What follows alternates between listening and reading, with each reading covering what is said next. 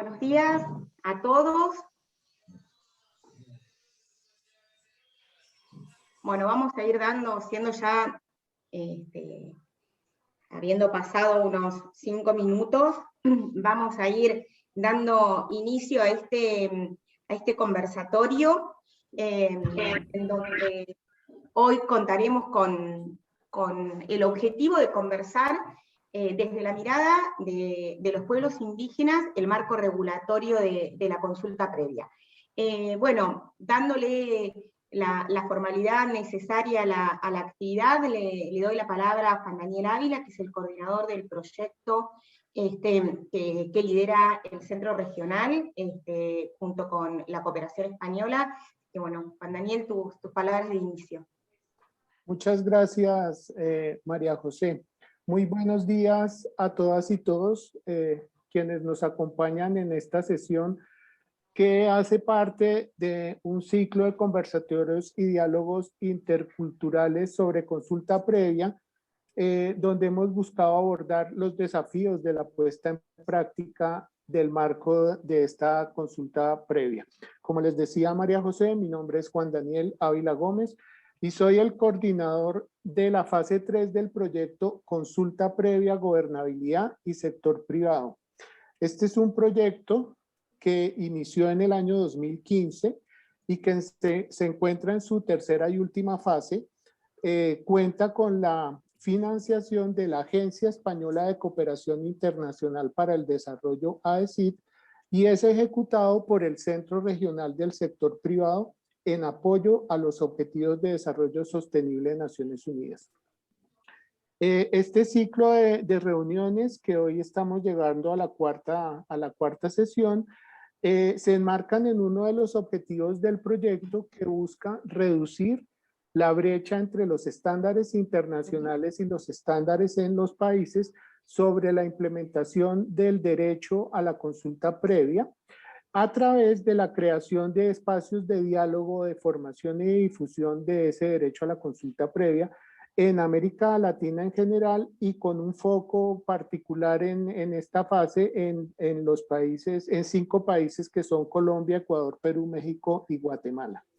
También esta actividad hace parte de uno de los resultados del proyecto, que es implementación de la consulta previa como un instrumento de concertación y diálogo entre los pueblos indígenas, los estados y las empresas. Es por eso que en este contexto, con el liderazgo de María José, se ha diseñado y se han desarrollado estos eventos virtuales, el cuarto el día de hoy, para tratar aspectos muy vigentes, muy actuales y de perspectiva sobre esos desafíos de la puesta en marcha de la consulta previa, eventos que hemos venido realizando cada 15 días aproximadamente. Al final de este ciclo de conversatorios, vamos a tener un documento que recogerá los temas que se han tratado en las 4 sesiones, las visiones de los diferentes actores que han acompañado estas conversaciones, conclusiones y algunas recomendaciones muy consolidadas y que van a ser publicadas para que estén disponibles para consulta de todos los interesados. ¿Qué buscamos con ello? Aportar elementos, aspectos, opiniones a un mejor entendimiento y a una mejor puesta en práctica de una herramienta tan importante como es el derecho a la consulta previa. Muy brevemente, el primer conversatorio fue el pasado 10 de junio, trató el tema del diálogo intercultural como esa herramienta para la efectiva implementación de la consulta previa a pueblos indígenas.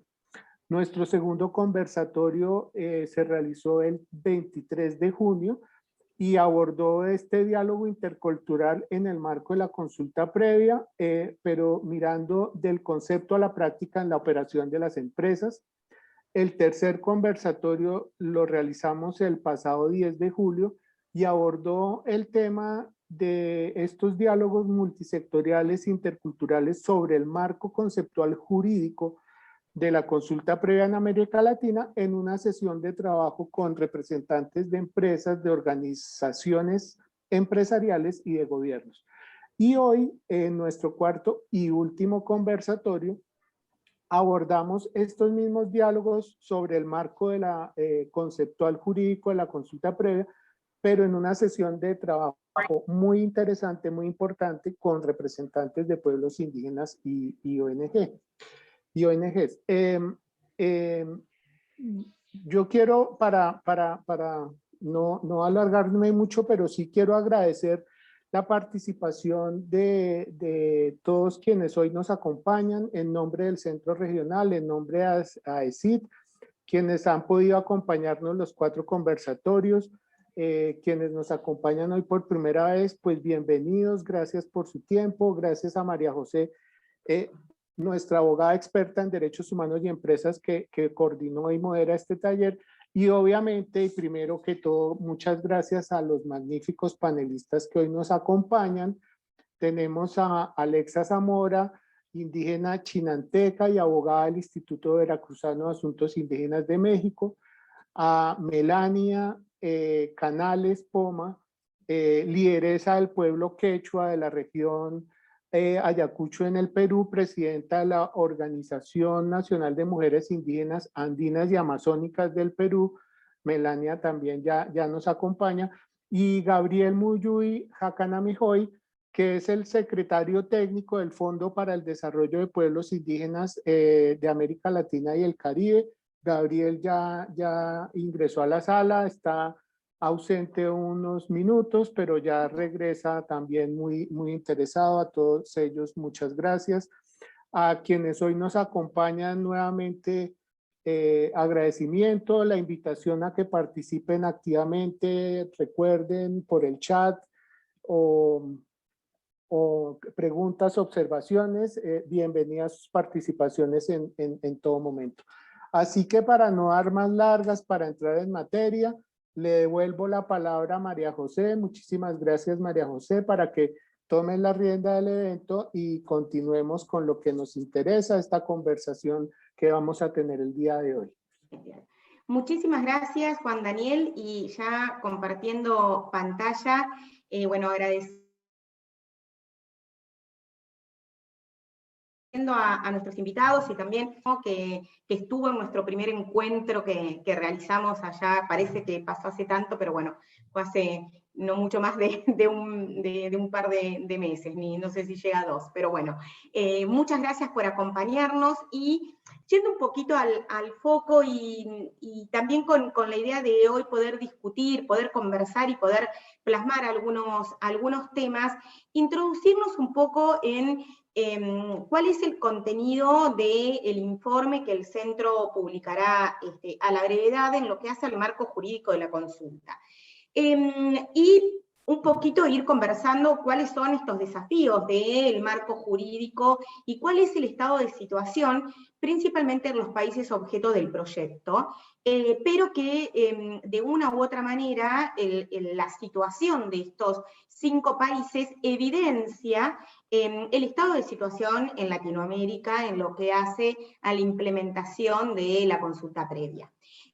Si nos metemos un poquito en qué dice el convenio 169, un convenio ratificado por 15 países latinoamericanos, bueno, ahí dice 23 países, son 24, porque también está con una ratificación y todavía un proceso de implementación Alemania, pero vamos a ir viendo que este convenio empieza a establecer cuestiones que son muy puntuales en lo que hace justamente a este derecho de la consulta a los pueblos indígenas, ¿frente a qué?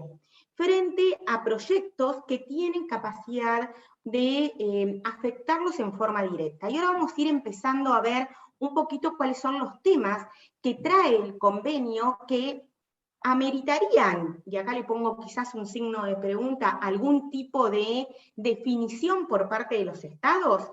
Empezando por la definición de qué va a entenderse por un pueblo indígena, y cuando hablamos de un pueblo indígena, el convenio habla de pueblos indígenas y tribales. Vamos a estar usando, digamos, el concepto de pueblo indígena con una mirada mucho más amplia, incluyendo también a los pueblos tribales. Pero justamente uno de los temas de interés que trae en esta definición de cómo identificar a un pueblo indígena, vamos a contar con elementos objetivos y elementos subjetivos. Respecto de los elementos objetivos, bueno, en general no vamos a decir que no revisten algún tipo de complejidad en la identificación, pero son mucho más sencillos de evidenciar que los elementos subjetivos que hacen justamente esta autoidentificación indígena. Esto puede, digamos, tiene dos caras de la moneda. Una mirada amplia de autoidentificación y una capacidad amplia de identificación y reconocimiento de quien entiende pertenecer a un pueblo indígena, y por otro lado la dificultad de cómo objetivizar ese aspecto subjetivo.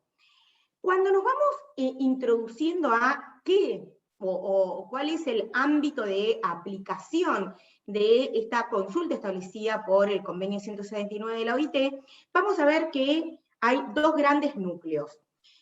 Medidas, ya sean legislativas o administrativas, o sea, estamos hablando de órganos del poder legislativo, tanto como del poder ejecutivo dentro de los estados, que sean susceptibles de afectar directamente a estos pueblos indígenas. Y acá empezamos un poquito con las amplitudes de las definiciones y el cuestionamiento de cuál es la necesidad o cuál es la extensión de esta definición, cómo vamos a definir esta capacidad de afectarles directamente. Y esto va a estar relacionado con algunos otros derechos que, reconocidos en el convenio, hacen justamente a la esencia de la vida misma de las comunidades, que está relacionado directamente con la tierra y el territorio. Entonces, acá vamos a empezar también a encontrar otro de los aspectos con quizás alguna definición o necesidad de alguna definición. Sino para ir metiéndonos un poquito en cómo esto fue bajando a las regulaciones de los estados. Hoy mirando estos 5 países. La mirada es diferente. Encontramos que todos los países objeto del proyecto hoy, estos 5 países, han ratificado el convenio 169 de la OIT. Esto no necesariamente significa que todos tienen el mismo nivel de implementación. Sí hay que reconocer que todos los países tienen de una forma más o menos expresa un reconocimiento en el ámbito constitucional acerca de los derechos de los pueblos indígenas. No todos tienen el reconocimiento constitucional del derecho a la consulta. Esto tiene una importancia en lo que hace a la contextualización jurídica, pero no necesariamente hace a un cambio en esencia en la práctica, o cuando esto lo queremos bajar un poquito más a un día a día. En el caso de Colombia, Colombia tiene un avance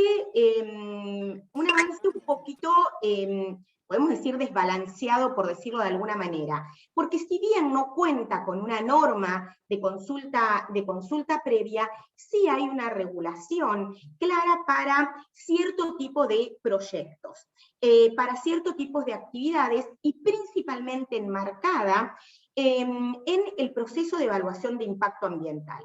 Esto tiene sus pros y sus contras, ¿por qué? Porque digamos, la participación en el ámbito de los procedimientos de evaluación de impacto ambiental no necesariamente se condicen o van a tener las características de previa de la consulta que requiere el convenio 169. Entonces vamos encontrando algunos, si queremos decir, debilidades, cuestionamientos Si bien contamos, o Colombia cuenta con una guía para la realización de la consulta aprobada por directiva presidencial, que tiene algunos aspectos interesantes en lo que hace a clarificar y dar algún tipo de certeza al procedimiento. Cuando pasamos a Ecuador y tenemos una mirada, en Ecuador hay un estatus regulatorio diferente, un estatus regulatorio que tiene un objeto o tiene una reglamentación específica para cierto tipo de proyectos a través de un reglamento, pero también un reconocimiento de la necesidad de participación de los pueblos indígenas en, por ejemplo, la Ley Orgánica de Participación Ciudadana. Si vemos la situación de Guatemala, también vamos a encontrar un desarrollo como disperso, con un claro andamiaje participativo desde el Código Municipal, desde la Ley de Desarrollo Urbano y Rural, que muchas veces se puede llegar a considerar o hacer un brazo implementador de la consulta. Esto va a depender de varios factores, pero podría tranquilamente ser utilizado, y la existencia de una guía operativa para la implementación, diseñada por el Ministerio de Trabajo, con algunas características muy interesantes de analizar dentro de su inclusión y de considerar dentro de su inclusión. Pero no vamos a tener ordenado este proceso y sí vamos a tener un sinnúmero de definiciones judiciales, muchas veces contradictorias entre ellos. Cuando pasamos a México, México tiene adicionalmente, y bueno, hoy Alexa nos podrá comentar un poquito más, características especiales que hacen a la circunstancia de país federal, ¿no? Esto hace que principalmente algunos aspectos que se refieren a la regulación de recursos naturales tengan una competencia de los estados federados, aparte de la competencia que eventualmente en el marco del convenio 169 tiene la nación.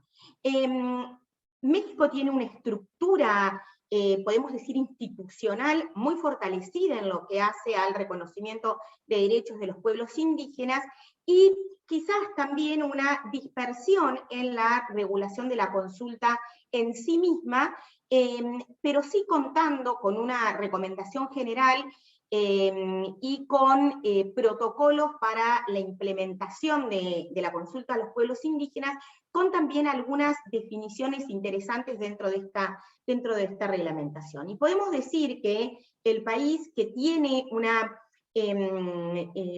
reglamentación general de la consulta es Perú, con su ley de derecho a la consulta a los pueblos indígenas u originarios y todo su andamiaje regulatorio. Sin embargo, ¿no? Más allá de la existencia de esta regulación en Perú, no ha disminuido en muchos casos algunos cuestionamientos acerca de la efectiva implementación y de la adecuada implementación. Entonces, con este panorama introductorio y muy paraguas, muy paraguas, el objetivo del encuentro de hoy es poder conversar con nuestros invitados justamente acerca de estos desafíos que nos trae la efectiva implementación de un marco jurídico de la consulta previa. Hoy, como les decía Juan Daniel hace un ratito, contamos con la participación de Alexa Zamora, de México, de Melania Canales, de Perú, y de Gabriel Muyuy, de Colombia, de FILAC. Ellos tres tienen, digamos, acabada experiencia como para poder ir comentándonos algunos cuestionamientos. No sé si lo primero que me gustaría como preguntarles es, ¿consideran un poquito como que es necesaria contar con una norma marco de consulta previa? Como para empezar, igualmente a cada uno les quiero dar unos 5 o 10 minutos para presentarse, para comentarnos un poco el trabajo que realizan, y también para ir introduciendo estos temas y estos desafíos. Alexa, creo que podés empezar.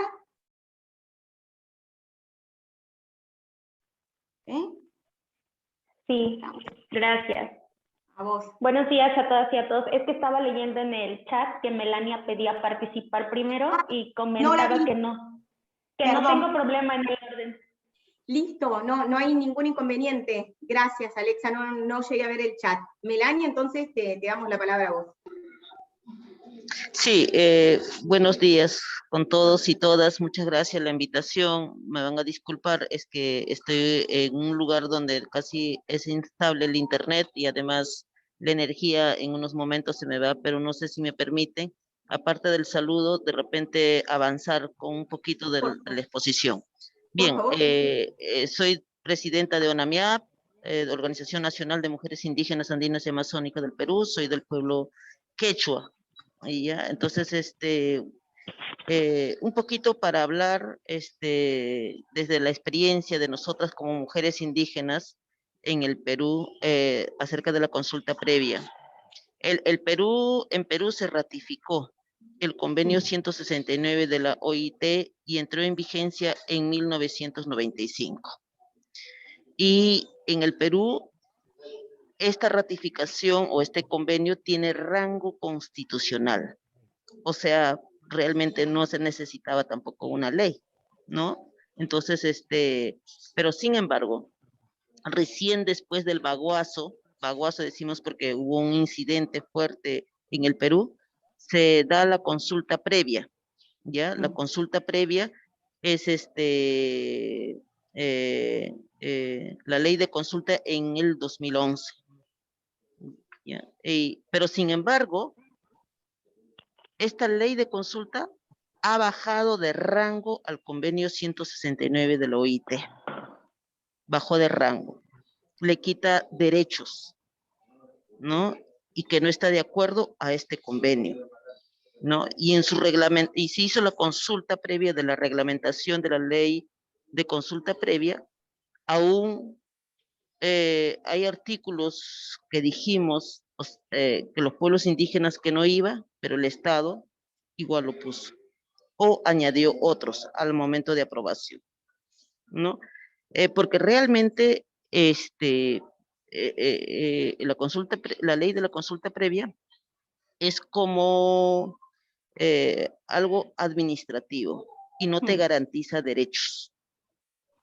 Y asimismo, también podemos decir que no existe consentimiento. Podemos dialogar entre el Estado y los pueblos indígenas, decir, no estoy de acuerdo, pero el Estado puede seguir adelante, puede seguir implementando, aunque el pueblo no esté de acuerdo, aunque haya dicho que no está de acuerdo. Esa es una realidad que vivimos en el Perú, ¿no? Entonces, a raíz de esta ley de consulta previa. Por eso nosotros como organización siempre invocamos y nos basamos en el convenio 169 y no tanto así en la ley, porque la ley sentimos que vulnera derechos. ¿Ya? Entonces, sí, pues en el Perú tenemos muchos retos. Se da la consulta previa o sea, retos es que debería la consulta previa darse en igualdad de condiciones.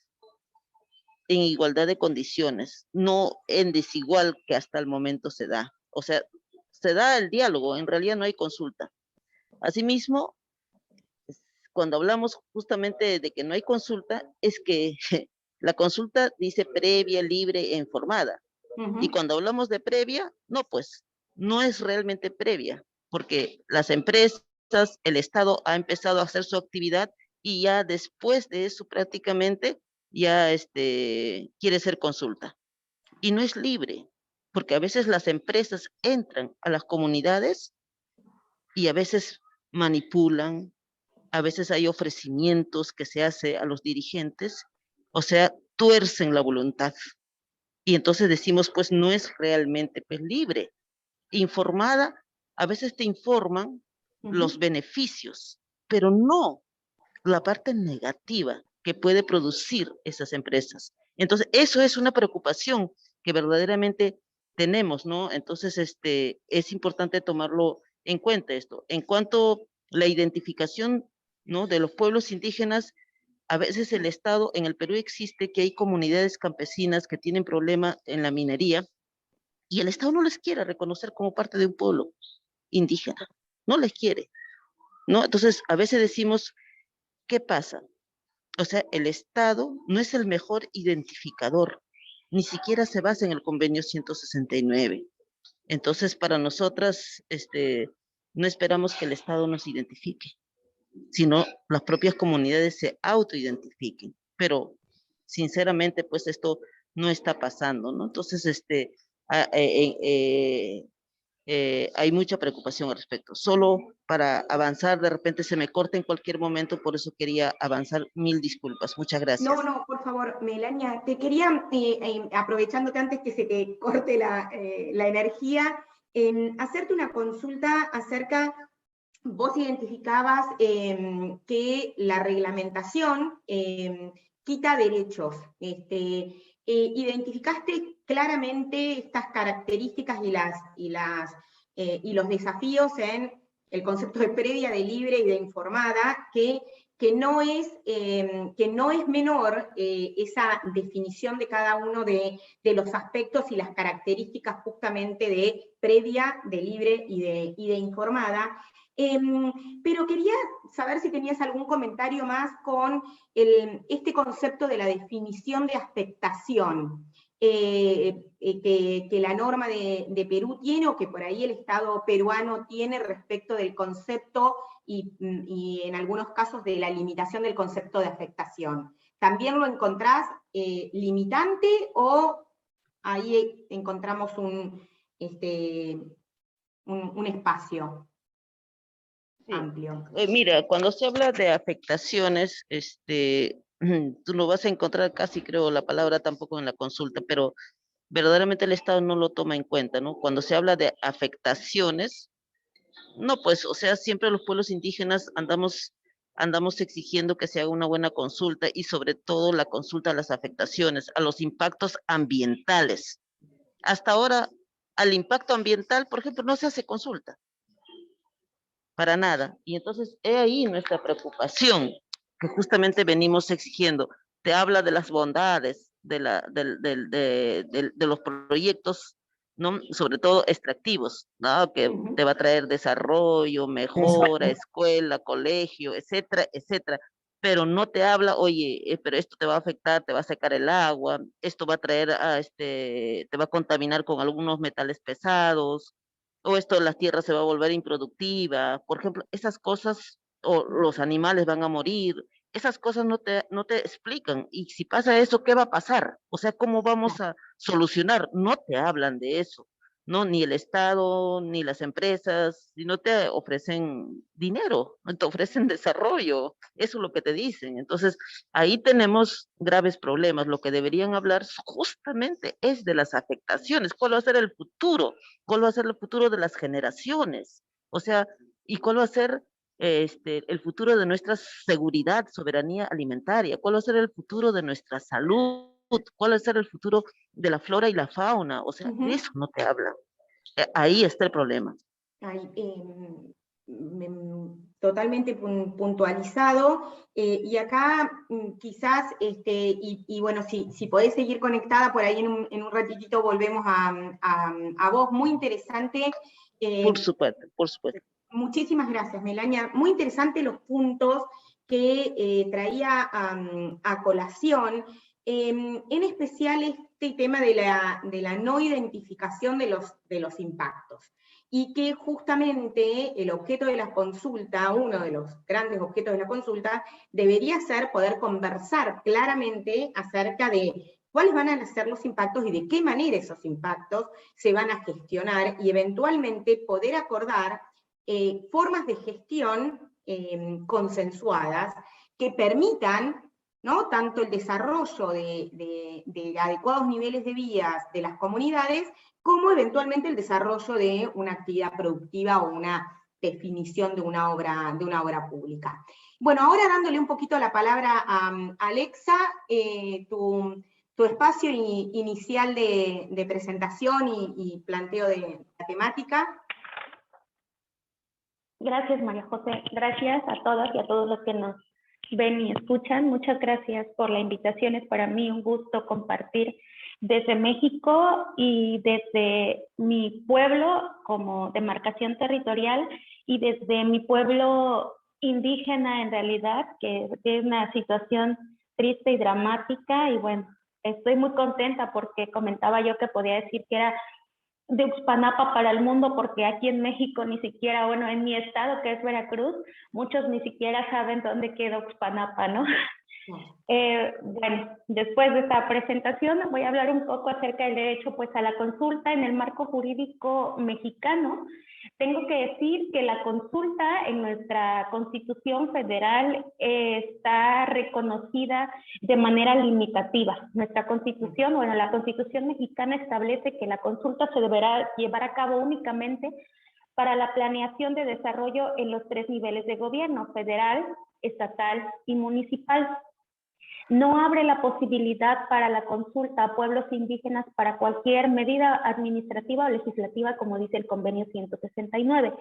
Lo que en México nos viene a salvar, digamos, es que en el 2011 se reforma nuestra Constitución, se le da el nivel más garantista, más protector, se reconocen los derechos humanos y el papel fundamental que los tratados internacionales juegan en nuestro sistema jurídico al hacerlos también o considerarlos ley suprema y de aplicación de cualquier autoridad, de cualquier instancia, ¿no? Es obligación constitucional.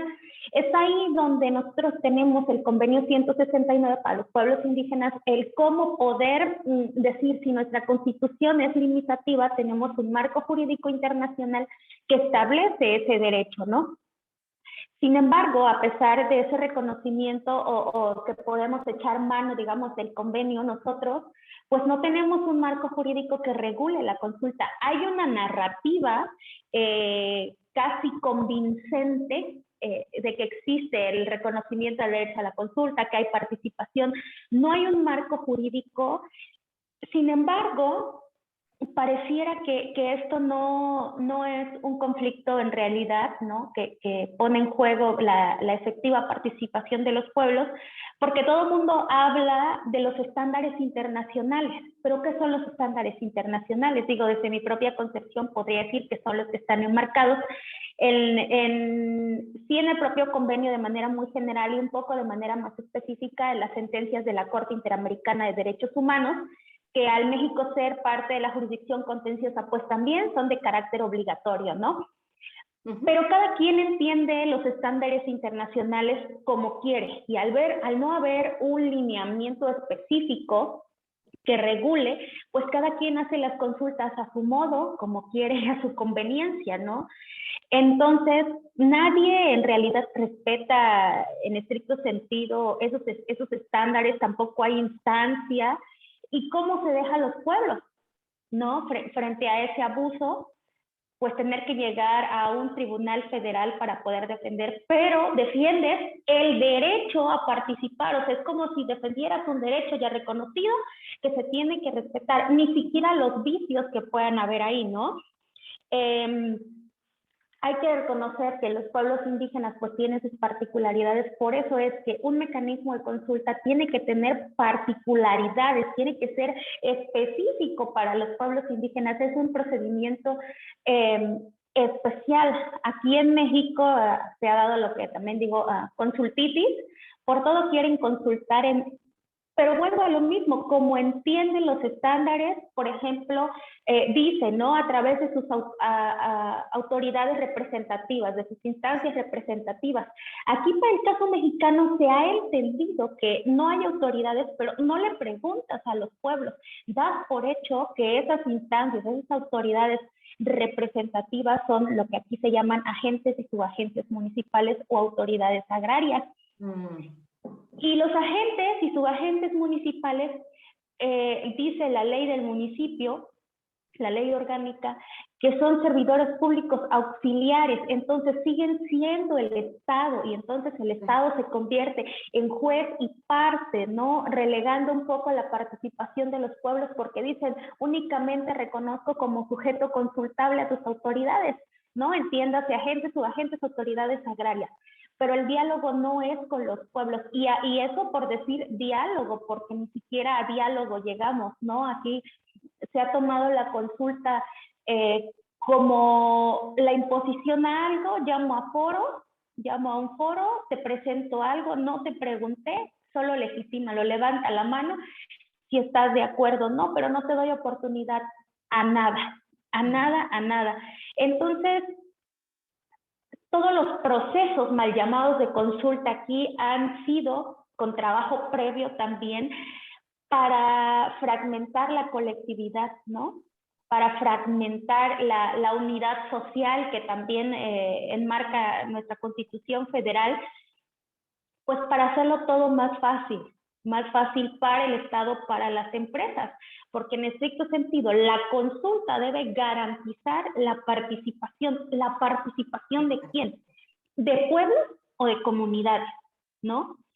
Porque, por ejemplo, aquí tenemos el pueblo, por decir mi pueblo, el Chinanteco, pero hay una comunidad grande asentada en Uxpanapa, en Oquitlán, en Jalapa de Díaz, o sea, en muchos pueblos, y todos somos comunidades. Entonces, ¿la participación de quién? ¿De quién? ¿Del pueblo o de la comunidad? Y en estricto sentido debería ser de los pueblos, porque no solo hablamos del impacto local, sino el impacto general, ¿no? Por ejemplo, al medio ambiente. Una comunidad que no encuentra sus orígenes, una comunidad que está fragmentada o desprendida del pueblo, está perdiendo su identidad. Entonces, ¿a quién se le consulta? ¿A la comunidad o al pueblo, no? Por el tema de impacto. El impacto acumulado, quizás, ¿no? Bueno, la consulta, retomo, debe de garantizar la participación efectiva con los tiempos de quién, para poder establecer lo previo. Con los tiempos de los pueblos, como ellos digan, cuántas sesiones requieran, para poder entender y comprender, además de una forma que nosotros entendamos. No debe de ser la participación bajo los tiempos de los gobiernos o de las empresas porque tuvieron una mala planeación y el tiempo los ha rebasado, ¿no? La información, ¿qué tipo de información? De calidad, certificada, culturalmente adecuada. Les dan a veces hojas, no saben leer, o si saben no comprenden el español, a lo mejor lo quieren todo de forma oral, ¿no? En su idioma propio. Y entonces, ni siquiera con la consulta aquí en México estamos garantizando la participación efectiva. La participación por el tema de la consulta. Y ahora vamos más allá, donde tiene que ver con medio ambiente, específicamente con minería e hidrocarburos, el consentimiento. Se ha pensado que el consentimiento, inmerso en esa palabra, va el sí, ¿no? Al ser consentimiento dan por hecho que es un sí, pero el consentimiento puede ser también un no. Un no, ¿por qué?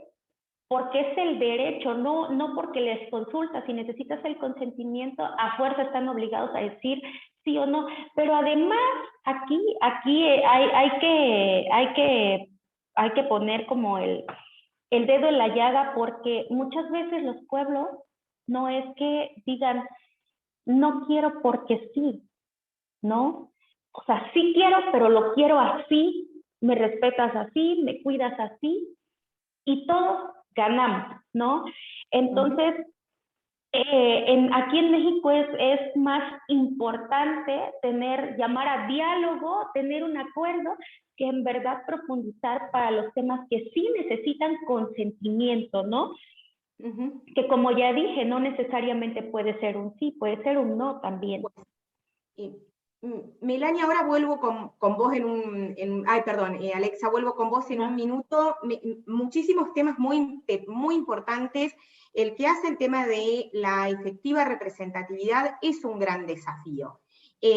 También teniendo en cuenta no solo los aspectos que vos estás puntualizando, que se dan quizás en México, también se dan en otros países, sino también el desafío que la propia dinámica de cada una de estas pueblos o comunidades tiene y muchas veces activa o una activa mirada en la identificación de quién es el representativo en tal o cual momento. Y ese también es otro aspecto a tener en consideración, que en quien pueda aparecer como representativo hoy, quizás en un tiempo, por la propia dinámica del pueblo, la persona representante de sea otra persona, y eso también es una necesidad de adaptación a la mirada y a la cultura para que la participación, tal cual vos lo planteás, sea una participación real, una participación efectiva.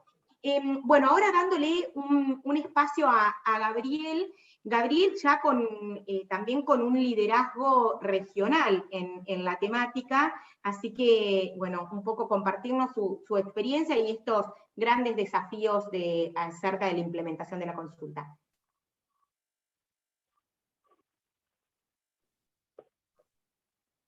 Bueno, muchas gracias, María José. Muchas gracias al Centro Regional por invitarme a este diálogo, este conversatorio. Por supuesto, muy importante la iniciativa y el apoyo de la ESIT a estos ejercicios. Y un saludo fraternal a Alexa, la hermana de México, como también a Melania, que no alcancé a escucharle, que justo estamos en otro evento importante de diálogo intercultural de pueblos indígenas y gobiernos de la región de América Latina, en camino hacia la COP26 sobre el tema. Entonces, no alcancé a escuchar a la hermana Melania, pero me da mucho gusto y muchas gracias. Yo quisiera comentarles mi perspectiva sobre el tema. Últimamente, después de muchas experiencias, incluso de acompañar de distintas posiciones de trabajo profesional con instituciones tanto de la Defensoría del Pueblo, del Ejecutivo, de la misma organización en mi país, en Colombia, que he estado en muchos eventos y procesos de consulta previa. Hoy, escuchando a los mismos gobiernos desde la posición que estoy como secretario técnico de FILAC, como ustedes saben, es un organismo internacional de los gobiernos de los países de Iberoamérica. Es un organismo paritario, pueblos indígenas y gobiernos de Iberoamérica. Y nuestra tarea es contribuir a hacer el desarrollo con identidad de los pueblos indígenas, trabajando tanto con los gobiernos como con los pueblos indígenas. Y uno de los temas que hemos recibido de los gobiernos y los mismos pueblos indígenas como preocupación es el tema de la consulta previa, como un problema, y que piden al FILAC, a la Secretaría Técnica, un apoyo para poder superar la situación. Y con base en eso, lo que voy a decir es que he llegado a una especie de conclusión, que el problema no es jurídico, que el problema no es técnico, que el problema en el fondo es un problema político. Desde mi experiencia como legislador, y tuve 2 periodos como senador de la República en mi país, yo también he llegado a la conclusión que los derechos son un tema político. Y lo digo por 8 años que estuve ayudando a formular leyes. Cuando hay voluntad política, las leyes y las iniciativas que para que se conviertan en norma se logran fácil. Pero cuando no hay voluntad política puede haber miles de argumentos técnicos de toda índole y no pasa nada. Y eso lo digo desde mi propia experiencia de 8 años también de legislador en mi país. Entonces, quiero comentarles 3 ideas al respecto. Una, como tuve la oportunidad de participar en algunas sesiones de trabajo cuando se discutía y se negociaba el hoy convenio 169 de la OIT en Ginebra, Suiza, entre los años 84 y 89, con muchos otros hermanos indígenas del mundo, como observadores, porque no éramos parte ni de los sindicatos, ni de los gobiernos, ni de los empresarios, que son los que constituyen la OIT. tengo conocimiento de para qué y por qué se reconoce formalmente este derecho a la consulta previa y dónde está ubicado. Entonces, el derecho a la consulta previa está ubicado en el marco de otro derecho mucho más importante, que es el derecho a la libre determinación y a la autonomía de los pueblos, como pueblos indígenas. Y eso creo que no se ha comprendido. En ese marco, ¿para qué se establece este derecho? Se establece para tres cosas que son principios fundamentales que debe tenerse en cuenta en todo proceso de consulta previa, y la falta de observación de esos principios genera problemas. Uno de ellos es ese principio, se establece el derecho a la consulta previa para que en la relación pueblos indígenas y sociedades tribales, como se decía en su momento, se garantice la pervivencia física y cultural de los pueblos indígenas. Ese es un principio. Para entender eso es necesario darle una lectura integral y complementaria al contenido y alcance del convenio 169. No es suficiente leer el artículo 6 del convenio. Eso no te permite entender de manera integral. Y eso, incluso en el caso de Colombia, la Corte Constitucional, que ha sido muy diligente en esos temas, ha habido muchas demandas, no está dando aún, y lo digo porque he hablado con varios magistrados o exmagistrados de esta alta corte, no le ha dado una lectura adecuada. Y eso dificulta. Incluso la Corte Interamericana, en las importantes decisiones que ya conocemos, tampoco le da una lectura integral. Entonces, ese es un principio. Entonces, todo proceso de consulta previa, como lo estaba escuchando ahora la hermana Alexa, que vaya en contravía y que vaya a afectar la integridad cultural, física y cultural de los pueblos indígenas, debe tenerse cuidado, porque justo la consulta previa se establece para garantizar la pervivencia física y cultural de los pueblos en esa relación Estado, pueblos indígenas y sociedad no indígena. El otro principio por el que se establece es para que los pueblos indígenas en esa relación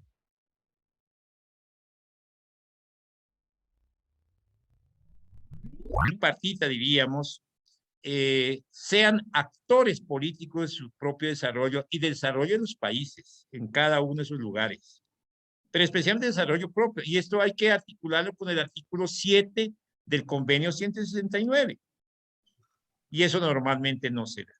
Entonces, cuando los pueblos indígenas están, como decimos en mi pueblo, llevados, ¿verdad? Por el empobrecimiento, y a veces por procesos de consulta previa mal hechos se está empobreciendo mucho más.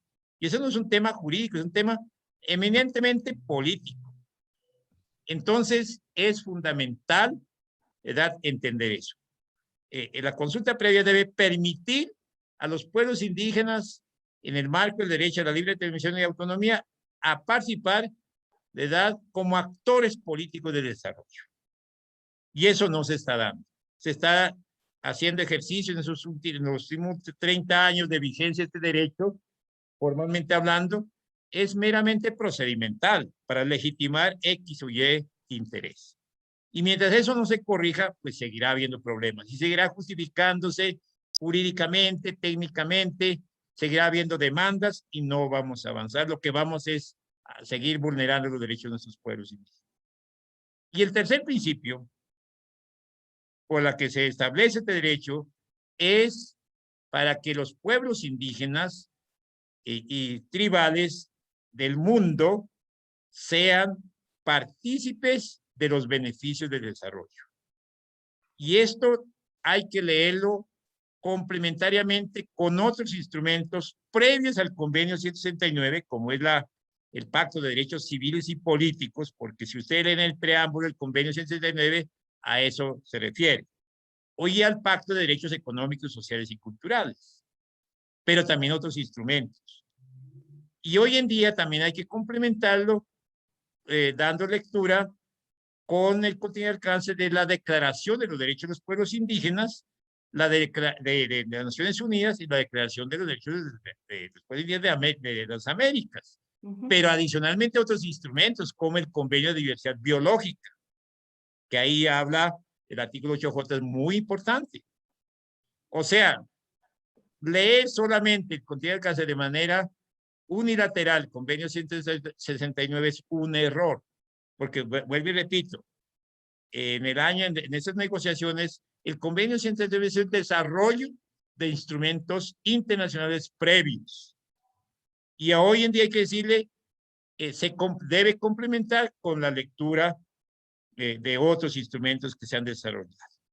Entonces, ahí encontramos la explicación de que los pueblos indígenas, perdón, que la consulta previa se establece para que los pueblos indígenas sean partícipes de los beneficios de desarrollo. Y no es con dávidas, como a veces uno observa de parte de las empresas, que le dan bajo el tema de la responsabilidad social empresarial, le arreglan la escuelita, el camino veredal o el puesto de salud o qué sé yo. Ese no es, ese es un asunto de política pública que los estados deben resolver y los gobiernos. No, la consulta previa es mucho más que eso. Estamos hablando del derecho a la participación en el marco del derecho a la libre determinación autonómica. Entonces, ¿cómo resolver eso? O yo quiero, el tema está en hasta dónde quiero como representante del Estado, como gobierno, garantizar la participación de los indígenas. Si yo tengo mañana, si yo soy alcalde o yo soy gobernador, tengo otro poder político, si en mi caso yo daría amplia participación a los pueblos indígenas. Porque además la normatividad internacional y nacional, ¿qué dice? Los pueblos indígenas tienen derecho a gobierno propio, al desarrollo propio, ¿verdad? Y a la consulta previa. Eso está claramente establecido. ¿Qué hay que hacer? Es cuestión de voluntad política. O quiero que los pueblos indígenas participen ampliamente, y eso se puede planificar, porque a veces también se queja la gente diciendo que no, que la consulta previa es muy costoso, que mucho tiempo. Pues todo eso se puede concertar en una metodología de consulta previa, ¿verdad? Y eso es un asunto político. Claro, implica presupuesto, pero es preferible hacer bien las cosas que luego afrontar, digamos, pérdida de tiempo, pérdida de credibilidad, que es lo que ocurre. Entonces, para mí, realmente, a estas alturas de 30 años de historia y de experiencias, digo que falta voluntad política. Y yo llamaría que hay que trabajar con los gobiernos, con los organismos competentes, con las altas cortes, a que entendamos y aceptemos la importancia de garantizar la participación plena y efectiva de los pueblos indígenas en los procesos de consulta y concertación previa, que va mucho más allá de lo meramente procedimental, ¿verdad? Que entendamos que los pueblos indígenas no somos pobrecitos, que es otro tema que hay que revisar, ¿verdad? A veces cree que los pueblos indígenas somos incapaces, que no tenemos la capacidad de impulsar el desarrollo. No. Y entonces se atiende de manera asistencialista y paternalista, dando cositas que en el proceso de consulta previa. Y a veces los mismos pueblos indígenas nos prestamos para eso. Y lo digo como indígena que soy, ¿verdad? Pero también lo digo en mi calidad de secretario técnico. Eso tenemos que revisar, ¿verdad? Eso se tiene que revisar porque por esa vía del asistencialismo y paternalismo, lo que va a suceder, y con consultas previas mal hechas, lo que va a suceder, por más que jurídicamente puede estar bien, técnicamente puede estar bien, ¿verdad? Lo que va a suceder es que va a haber mayor empobrecimiento. Y mucho más ahora con los efectos de la pandemia. Va a haber mucha presión, es lo que observamos, y ahí llamamos al diálogo intercultural, al diálogo de saberes, a la participación plena y efectiva de los pueblos indígenas en esa relación intercultural con los gobiernos, con el sector privado, con las ONGs, ¿verdad? Eso quería transmitirle el mensaje. Llamo a que hagamos lectura integral, complementaria del derecho. Tenemos que decir también a los que toman decisiones jurisprudenciales, a los que toman decisiones de tipo ejecutivo de los gobiernos, que este no es un asunto solamente jurídico, ¿verdad? Por esa vía yo veo, como ustedes saben, en el mundo y en la vida, en la historia de la humanidad, hay tres caminos de resolver los problemas cuando son conflictivos o generan conflicto. Un camino es la vía jurídica. que generalmente a quien pierde lo deja descontento y sigue el problema. Otro camino es el uso de la fuerza, que es lo peor. Pero yo soy amigo del camino político, ¿verdad? Sin perjuicio que pueden complementar lo jurídico en este camino. ¿Verdad? Lo político, entonces llegamos de acuerdo, hagamos así, participemos, ¿verdad? Yo creo que el llamado que ha hecho la última sesión del Foro Permanente de Cuestiones Indígenas de Naciones Unidas, que fue el pasado mes de abril, es un llamado muy de fondo, cuando ha dicho que se requiere un nuevo proceso de pacto social entre pueblos indígenas y Estado en el marco del derecho internacional de los pueblos indígenas, ¿verdad? Que está muy avanzado. Y en cada país también está muy avanzado, ¿verdad? En el reconocimiento de la diversidad étnica y cultural de los pueblos. Yo creo que es el camino que hay que seguir, ¿verdad? Entonces, llamaría a que hagamos todo el esfuerzo posible a facilitar espacios de diálogo intercultural, diálogo político que encaminen a nueva relación y en ese camino el mecanismo, que a la vez es un derecho fundamental de la consulta previa, resulta muy importante siempre y cuando no sea meramente procedimental. Muchas gracias, María José. No, gracias, Gabriel. Y te hago una pregunta para empezar por ahí la ronda y también después esta misma pregunta a Alexa. Claramente es una definición de tipo política, porque con una excelente regulación o con una deficiente regulación las cosas pueden hacerse bien o mal. No, digamos, coincido, y creo que todos acá coincidimos en esa mirada, pero también tenemos que reconocer que partimos de una base de una débil confianza entre los actores, digamos, parte de este diálogo. Débil, en algunos casos, una profunda desconfianza. ¿Cómo lograr, digamos, saltar esa base de desconfianza que muchas veces es institucionalizada, en algunos casos digamos, con una historia sumamente conflictiva, con muy pocos buenos resultados positivos, donde hace que, en el caso, por ejemplo, de las comunidades indígenas, no tengan grandes experiencias positivas de las cuales agarrarse para decir, bueno, esto puede dar un resultado diferente al resultado que viene dando desde todos los tiempos. Esto sumado a muchas otras veces que desde los estados, o incluso, después vamos a hablar un poquito del rol de las empresas, pero de los estados de cómo muchas veces dentro de un análisis genuino de modelos de desarrollo, que podemos no coincidir, cómo balancear diferentes miradas, cómo hacemos para que esa base de desconfianza empiece a ceder y podamos empezar a tener diálogos genuinos. Ya. Bueno, mira, María José y todos los que participan en esta importante reunión, yo digo que tenemos tres problemas, y lo digo también basado en la experiencia de mis años de vida de trabajo con pueblos indígenas de distintas posiciones, no solamente en la región, sino a nivel también global. En este momento tenemos tres problemas que nos dificulta una efectiva garantía de los derechos de los pueblos indígenas, que están bien escritos, que son gracias a la lucha de los mismos pueblos indígenas. Nada ha sido gratis, desafortunadamente hay que decirlo de manera real y objetiva, es así. Uno de los problemas es que no hay una adecuada apropiación de los avances del derecho internacional indígena a nivel internacional y a nivel país. A veces la gente dice, y lo digo con el mayor respeto a los que están aquí, experto en derechos indígenas, porque se aprendió de memoria unas normas, o porque estuvo una vez en una comunidad.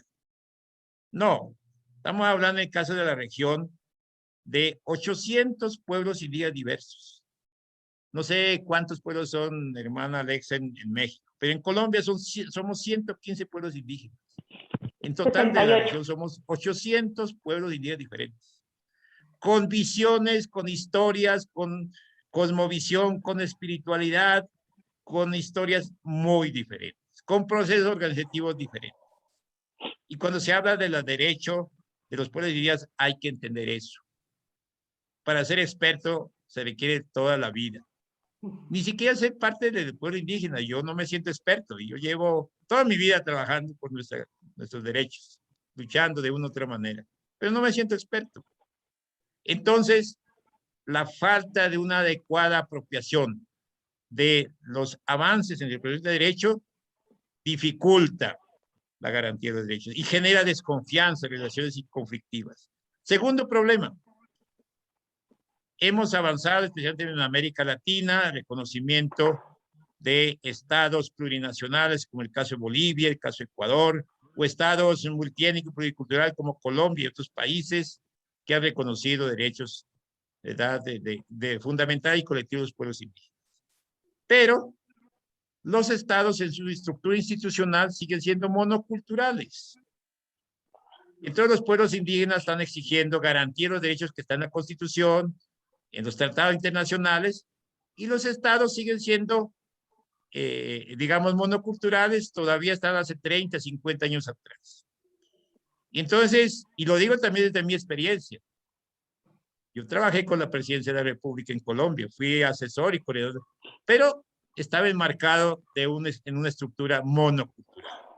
Lo que tuve fue dolor de cabeza. Trabajé con la Defensoría del Pueblo como defensor del pueblo, pero una institución monocultural, ¿verdad? Y no basta tener una oficina de asuntos indígenas con un rostro que diga asunto indígena, no basta tener un indígena ahí al frente, si la estructura sigue siendo monocultural. Esto lleva a una relación conflictiva, no ayuda a la confianza. Y repito, lo que genera el conflicto. Yo tuve dificultades en mi país y aquí yo veo un poquito más flexibilidad por la naturaleza del FILAC. Es mucho más intercultural por su naturaleza. Y bueno, estoy haciendo esfuerzo a que sea intercultural de verdad, desde mi posición. Entonces, el tercer problema que yo noto, entonces mientras siga siendo institucionalmente los estados y los gobiernos, incluso el sector privado, monocultural, no corresponda a lo que dicen el espíritu de alcance del derecho y la legislación indígena, que es muy avanzado en relación a otras partes del mundo, en América Latina y en los países, pues seguirá habiendo desconfianza, relaciones conflictivas, ¿verdad? Y tendrá que seguir utilizando mecanismos de procesos jurídicos, judiciales, o el uso de la fuerza, como uno ve cuando se judicializa las reivindicaciones de la lucha de los indígenas, reclamando garantía de los derechos. El tercer problema es que los pueblos indígenas seguimos en una situación de empobrecimiento histórico. Y a veces uno nota que los procesos de consulta previa aprovechan esa situación para lograr sus objetivos, sobre todo los interesados en los proyectos, ¿verdad?, extractivos o proyectos grandes de infraestructura que afectan territorios indígenas. Se aprovechan de esa situación. Y lo que hacen es agravar la situación. Entonces, y eso no lo debe resolver los dueños de los proyectos necesariamente. Es un asunto de Estado, de política pública. Y esta situación entonces genera desconfianza, genera problemas que estaba planteando la compañera Alexa, divisiones, etc.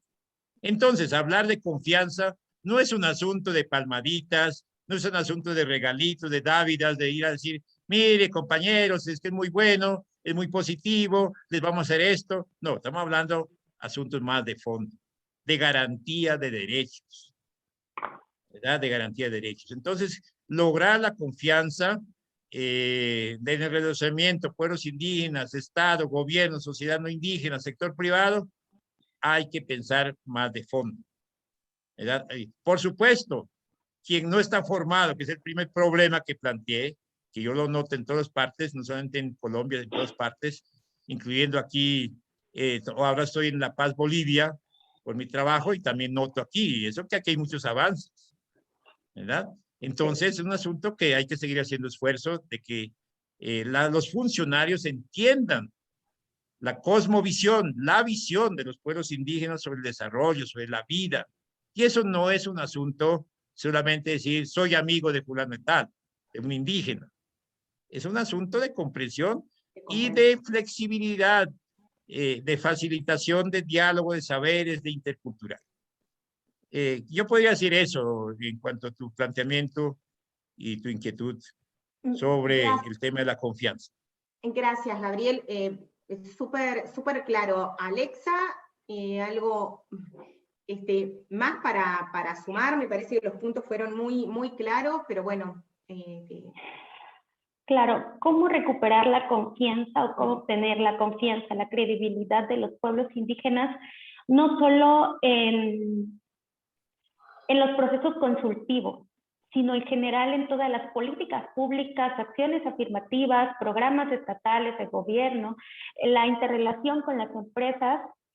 ¿Cómo obtener? Bueno, considero, sí, un diálogo, se hablaba de un diálogo intercultural, no sé en los demás países, como, pues en México existen 68 pueblos indígenas, y hablar de llamarse experto o de un diálogo intercultural, pues creo que a nadie le daría la vida y el tiempo, ¿no?, para hacerse experto en tantas diversidades. Pero ¿cómo considero que se puede hacer eso?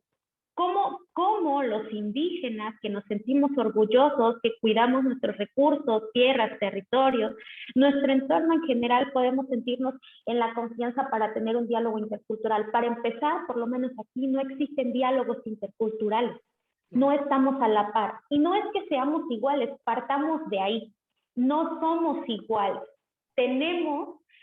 Somos multidiversos, de verdad somos una multiculturalidad, cada quien tiene particularidades, su propia cosmovisión. No podemos tener un diálogo intercultural si partimos de igualdad, no hay igualdad, porque entre nosotros mismos, y no quiero que se entienda la desigualdad en sentido negativo, al contrario, ¿no?, sino respetando las particularidades de cada quien. Pero además, ¿quiénes establecen los diálogos y quiénes establecen las reglas de esos diálogos? ¿Los indígenas?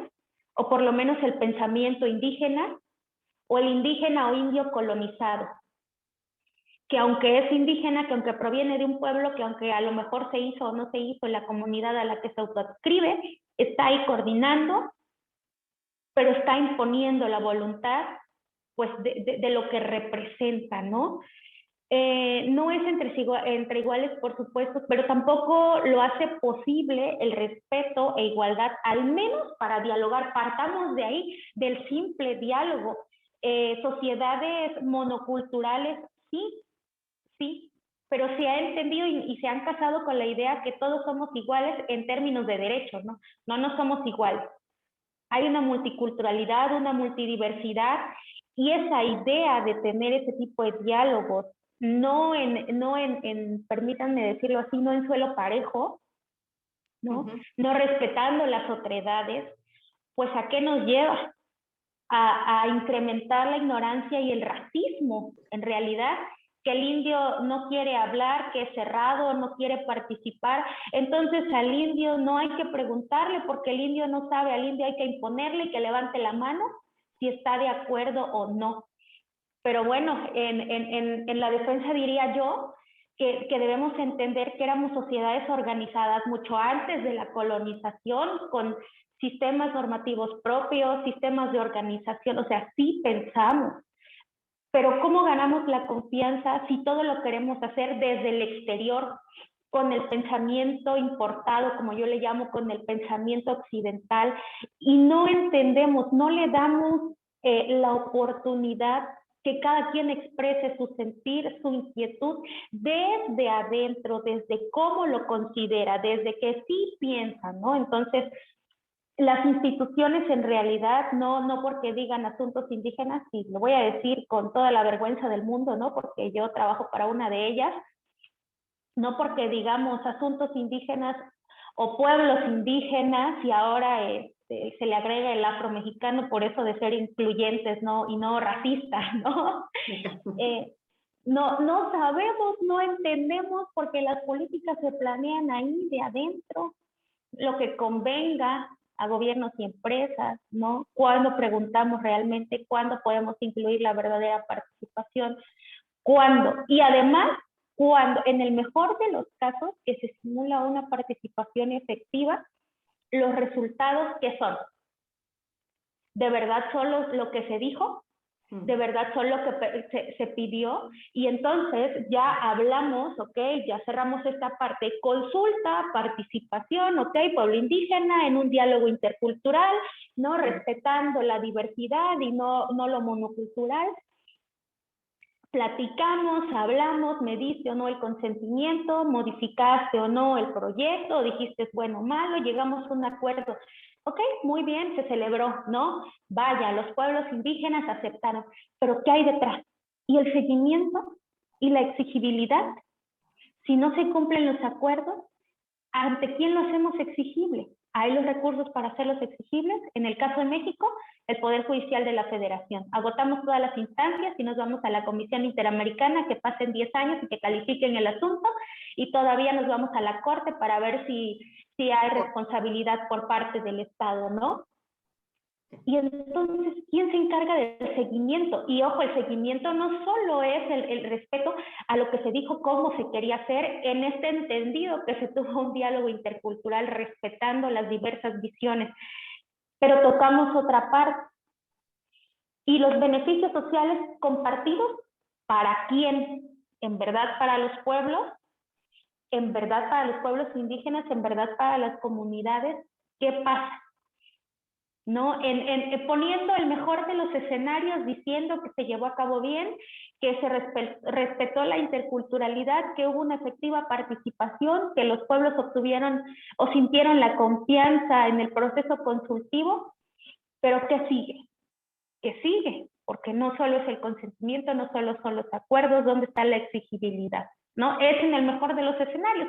En el peor de los escenarios, pues yo creo que en realidad, o no en el peor, en el escenario de desconfianza, yo creo que deberíamos replantearnos los que estamos en el servicio público o desde la trinchera, yo digo en el servicio público porque yo lo estoy, o desde la trinchera en la que estemos de verdad.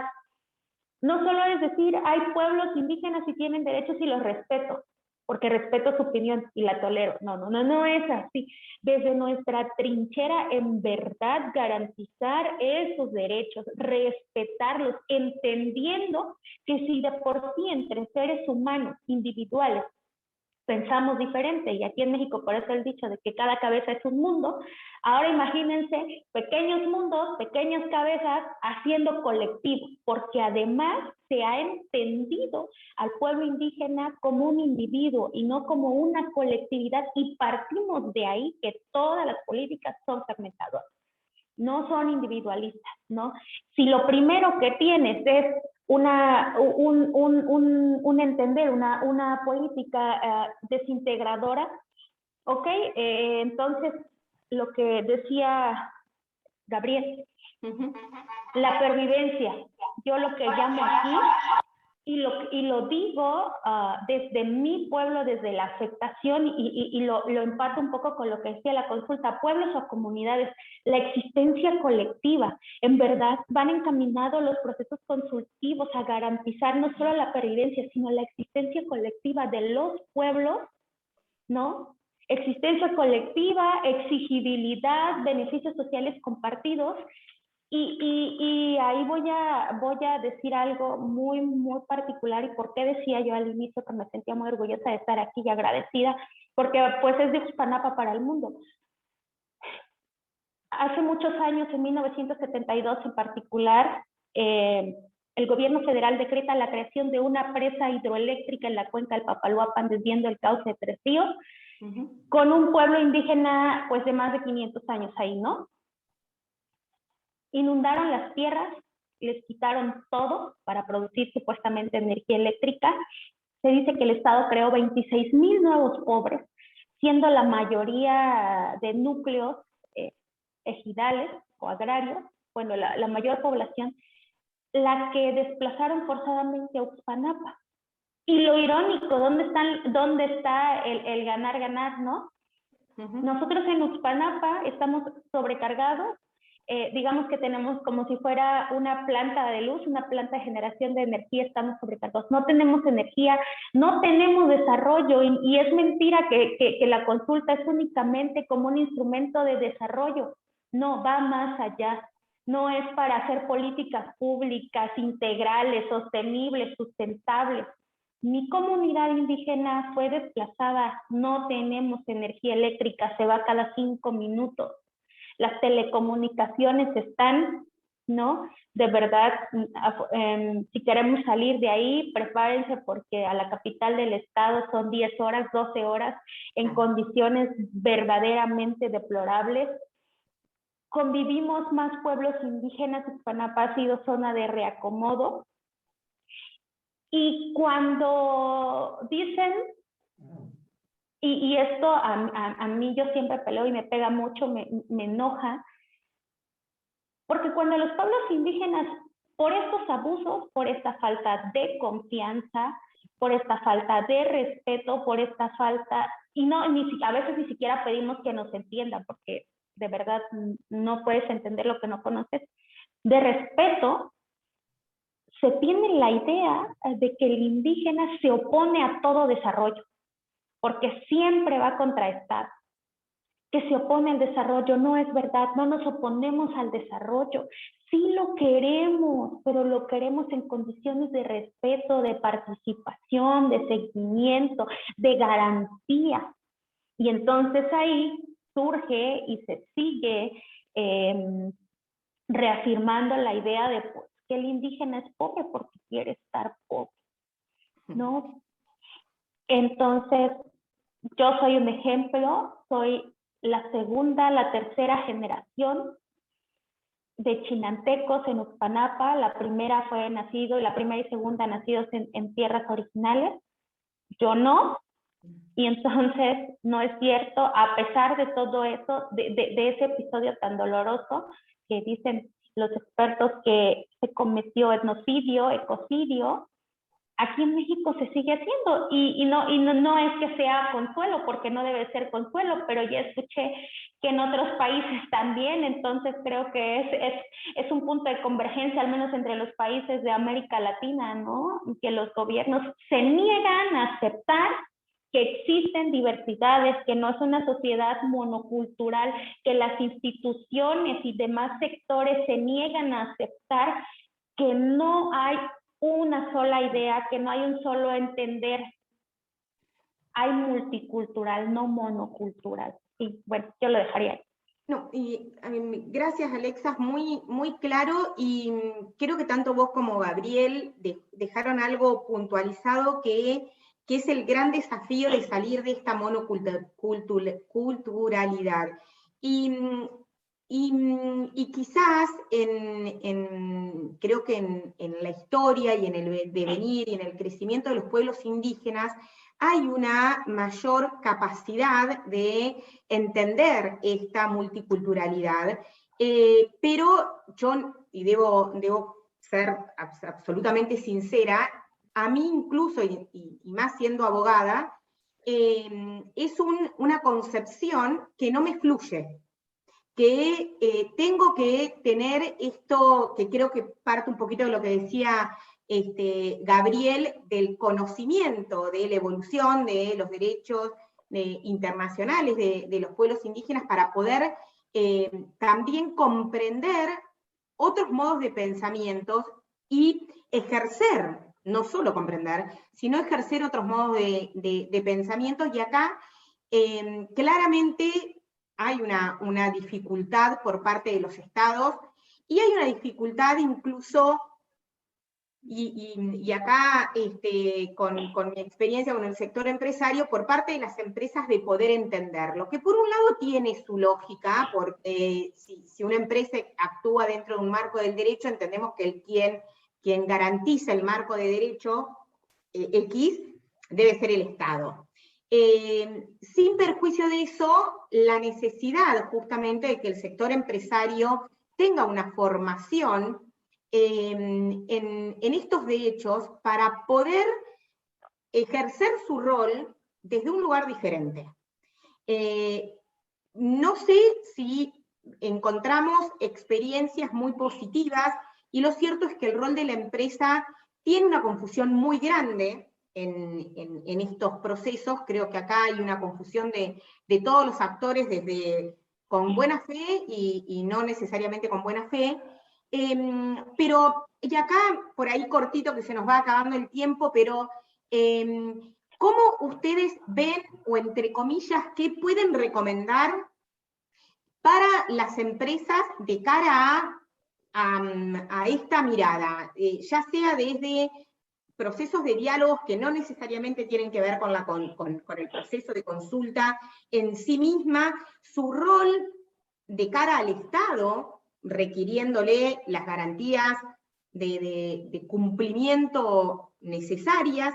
¿Cómo ven el rol de las empresas en una mirada un poco superadora a la actual? Gabriel, así 2 minutitos, y Alexa otros 2, y vamos dando cierre.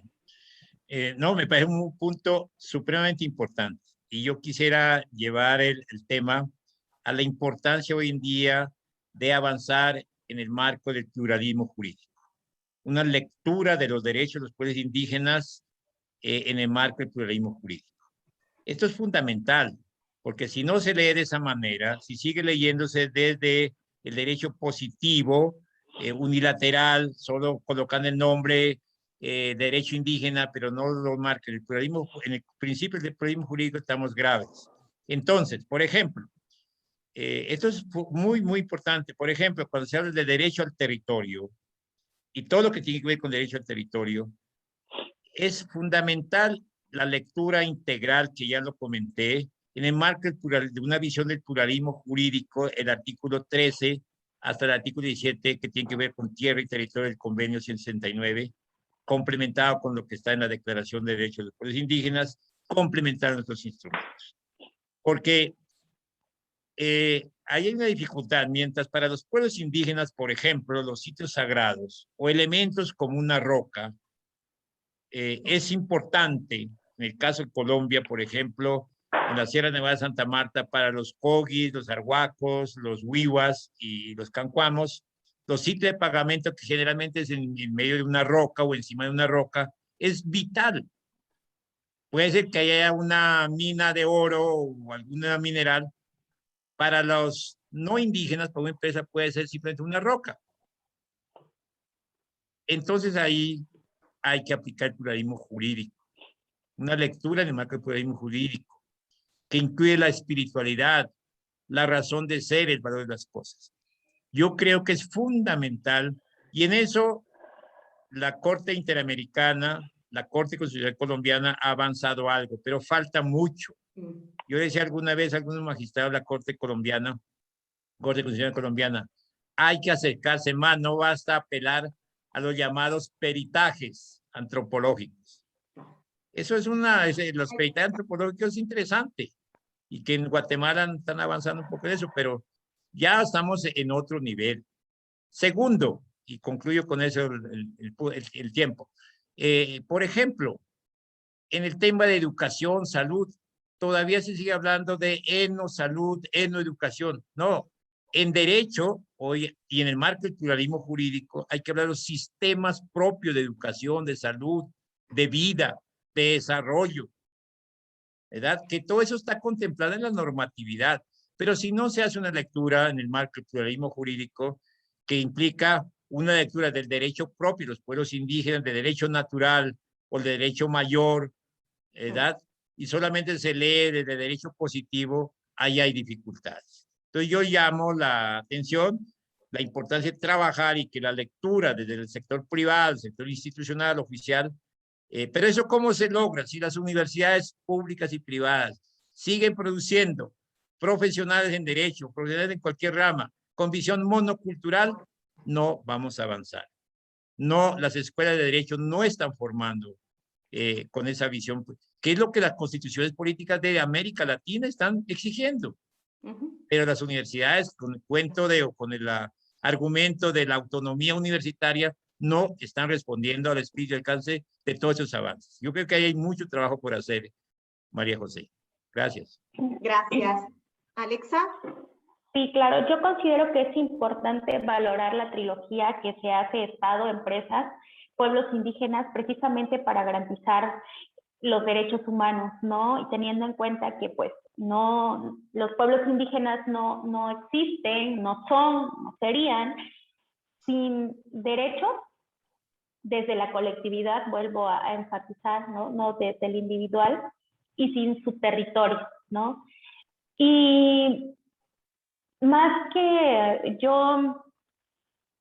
pues yo estudié Derecho, sí, desde un enfoque positivo occidental, pero siempre he dicho que mi mayor orgullo es mi identidad y no quiero imponer mi derecho frente al derecho de los demás en el sentido de sistema jurídico, ¿no? Entonces creo yo que, y yo ya creo que he sido demasiado enfática, el pensar desde y para los pueblos. Si va dirigido a los pueblos, pensemos como los pueblos. Si es un tema de educación, pregúntenle, siempre han tenido ellos su propia organización en todos los sentidos, ¿no? Si es de salud y en este año tan pandémico que todo el mundo quiere hacer mano, ahora sí le pone atención a la medicina tradicional, creo yo que podemos no coexistir, podemos convivir en el marco del respeto, entendiendo que somos diferentes, no tenemos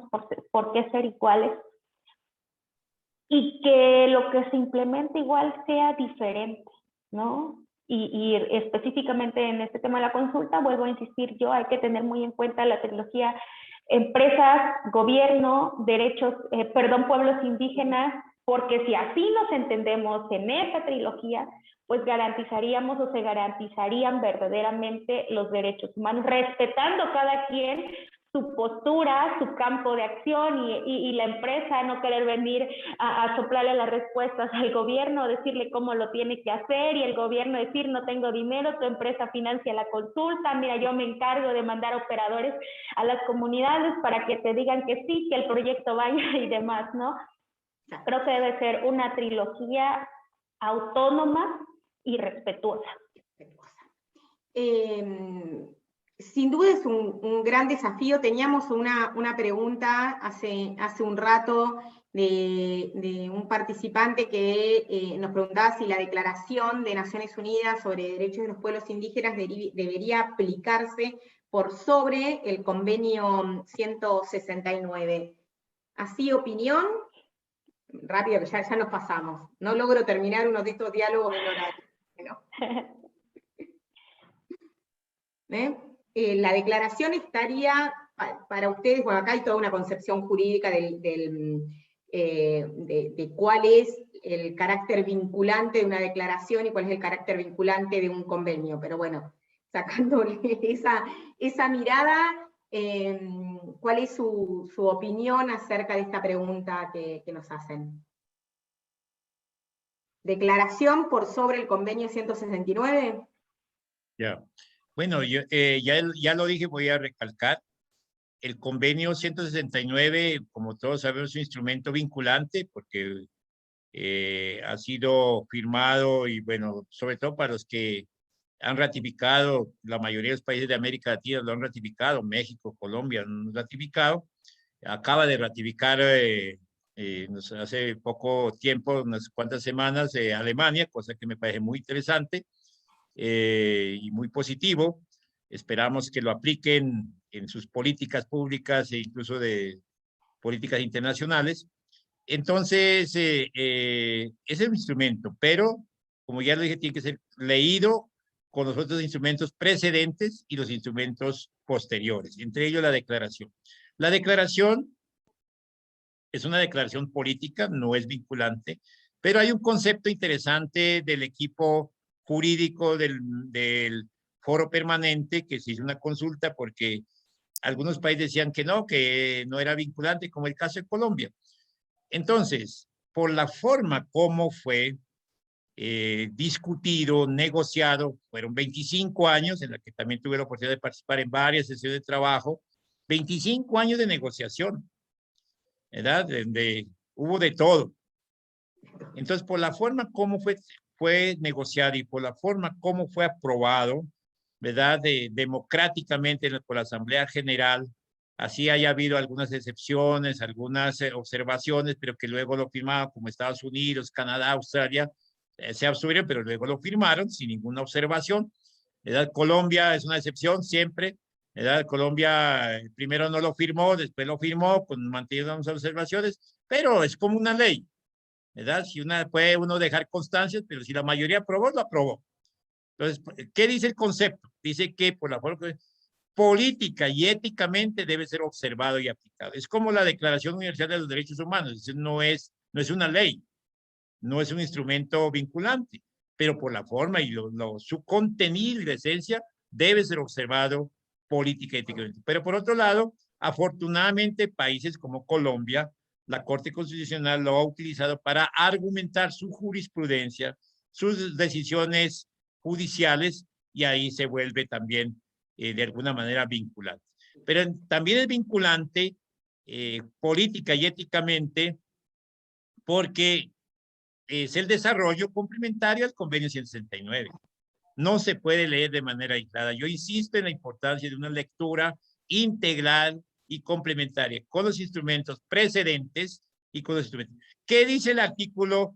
Por ejemplo, varios de los artículos de la declaración se refieren al Pacto de Derechos Civiles y Políticos. El artículo 3, que te habla sobre la libre determinación, es el desarrollo del artículo primero del Pacto de Derechos Civiles y Políticos. Entonces, si el artículo 3 de la declaración no es vinculante, pero sí es vinculante el artículo primero del Pacto de Derechos Civiles y Políticos. Claro. Por eso la importancia de leer de manera integral y complementaria. Así que sería bueno que se difundiera el concepto jurídico del equipo jurídico del Foro Permanente, que creo que es del año 2010, si no estoy mal. Bien. Muchísimas gracias. Alexa, no sé si tenés algo a esto que agregar respecto de los instrumentos. Pues solamente es eso, ¿no? El convenio sí es de carácter vinculante, una declaración no. Sin embargo, el insistir si uno está por encima de otro creo que es incluso acorde a cada marco jurídico local, ¿no? Pero más que eso no hay la necesidad, creo yo, de ponderar quién tiene que estar por encima del otro, sino de complementar. Y también diré ahí que tampoco los instrumentos jurídicos internacionales son la garantía del respeto o de la exigibilidad a ellos, ¿no? Al respeto de los propios derechos, porque hablamos de diversidades y a veces incluso los propios instrumentos internacionales pues no son del todo pensados para los indígenas o por indígenas, ¿no? Pero creo yo que en temas de verdadera exigibilidad, de cumplimiento o de obligatoriedad, pues para el caso mexicano en particular, el convenio 169, que sí es vinculante, ¿no? Y la declaración en realidad no, son pues meros lineamientos pues generales que si quieren lo siguen o no lo siguen y tendrá otro tipo de responsabilidad, ¿no? El incumplimiento, pero nada más. Nada más. Muchas gracias. Vemos que reingresó Melania, no sé si tenés acceso como para unas palabras de cierre acerca de cómo generar confianza entre las partes, ¿sí? Si tenés posibilidad, ¿eh? Bien, sí, sí regresé. Bien, mira, un tema importante, bueno, en el caso del Perú, como decía, existe la ley de consulta, pero esa ley de consulta, por ejemplo, no es para nada vinculante. Ese es un tema que hay que verlo, ¿no? Entonces, cuando tenemos algunos casos, siempre agarramos de alguna manera el convenio 169. Pero sin embargo, vamos viendo que, bueno, nuestros países de Latinoamérica, creo que tienen que reconocer derechos. No sé si reconocer, pero es que nosotras las mujeres y los pueblos indígenas venimos exigiendo ser sujetas de derecho. Y eso tiene que ver con que se tiene que terminar con el racismo que se vive desde de hace 500 años. Y justo en el marco del 200 años de la creación de la República Peruana, quisiera decir que esas repúblicas que se han creado en estos países, o las repúblicas se han creado, sinceramente, no nos han tomado en cuenta los pueblos indígenas. No nos han tomado en cuenta y sin embargo se han creado en contra de los pueblos indígenas. Y las cosas que hacen pues todo lo contrario para quitarnos derechos a los pueblos indígenas. Y eso es ahí nuestra preocupación. Creo que es lo que tienen que reconocer los estados, es que los pueblos indígenas somos sujetos de derecho. Y reconocer nuestras nacionalidades y respetar nuestros derechos colectivos como el derecho al territorio colectivo. ¿No? Entonces, ese es un tema que está ahí, que está ahí. Entonces, y en la consulta previa, justamente es eso. La consulta previa a veces nos toman como que nosotros somos hijos, o nos toman como que sí, pues nosotros somos sus ahijados, pero no nos toman con esos derechos iguales, ¿no? Derechos iguales, digo yo, que tenemos personas adultas, que tenemos también nuestras propias decisiones, no nos toman. Y entonces tampoco estamos los pueblos en espacios de poder de decisión. Aquí en el Perú todavía no se consulta las leyes que venimos exigiendo, ¿no? Se consultan las cuestiones administrativas, ni siquiera se consulta, es un diálogo en realidad, no es una consulta, es un diálogo. Al final el Estado decide, si el pueblo dice no, pues el Estado dice sí, y así, pero, y las leyes menos, ¿no? Entonces, tal es así que hay normas, así como la Constitución política del Perú, nunca se nos ha consultado a los pueblos. Pero sin embargo nos regimos bajo esas normas de constituciones políticas, que son para nosotros como si fueran nuestros estatutos de las comunidades, el estatuto de nuestras organizaciones, es el estatuto mayor, pero ni siquiera eso nos consultan, han decidido unos cuantos, ¿no? Entonces, hay mucho trabajo ahí que hacer, mis estimados, mis estimadas. Solo eso. Melania, muchísimas gracias y qué bueno que te pudiste sumar, aunque sea para esta partecita final. Ya nos excedimos en el tiempo. Les agradezco enormemente, principalmente por todo lo que he aprendido en estos 4 encuentros, y supongo que esto ha sido también un espacio con sus limitaciones, pero enriquecedor, y poder intercambiar miradas, intercambiar opiniones, definiciones que nos van a ayudar a poder encontrar soluciones a una convivencia, podemos decir, adecuada, amable para todos. Lo cierto es que hoy pensar en procesos de desarrollo sin tener en cuenta esta mirada de interculturalidad, de un diálogo genuino, abierto, de un proceso de escucha. Alguien, bueno, ahora no recuerdo si fue acá, perdón, no fue en este marco, fue en el marco de una charla en 1 a 1, me dijo que muchas veces el gran enemigo era el diálogo, que bajo este concepto de diálogo hacíamos como que hacíamos, y en definitiva muchas de estas cosas que